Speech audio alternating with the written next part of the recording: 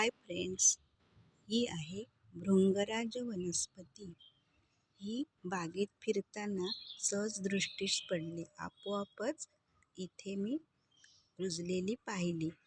सृष्टी निर्मात्याने सृष्टीमध्ये अशा अनेक प्रकारच्या वनस्पती निर्माण केल्या आणि मानवाने आपल्या बुद्धीने याचा वापर करून घेतला।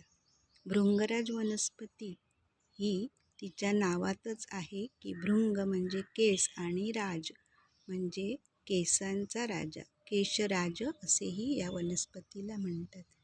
ही अशी पांढरी फुले येतात आणि याची ही अशी पाने आहेत। आता मी आपणास भृंगराज या वनस्पतीपासून तेल कसे बनवायचे हे दाखवते। इथे मी ही वनस्पती आणली आहे आणि आवळा घेतला आहे आणि खोबरेल तेल घेतले आहे। गॅसवर कढई तापवण्यास ठेवली आहे। लोखंडी कढई वापरली।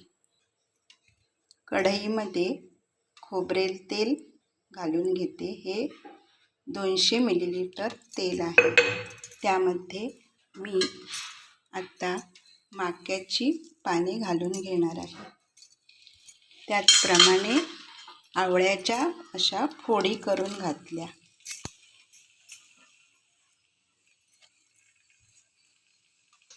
भृंगराज तेलामुळे केसांची वाढ होते, केस गळणे थांबते, टाळूला चोळून लावल्यास शांत झोप लागते, केसांचा नैसर्गिक रंग राखण्यास हे तेल मदत करते, केसांच्या मुळाशी चोळून लावल्यास डोक्यातील कोंडा आणि कोरडेपणा कमी होतो, हे नैसर्गिक कंडिशनर म्हणूनही काम करते, केसांचा पोत सुधारते, केस मऊ नितळ आणि चमकदार बनवते।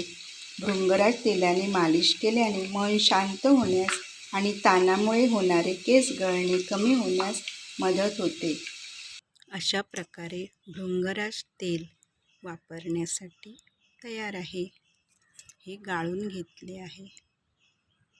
असे हे केसांसाठी उपयुक्त आयुर्वेदिक भृंगराज तेल।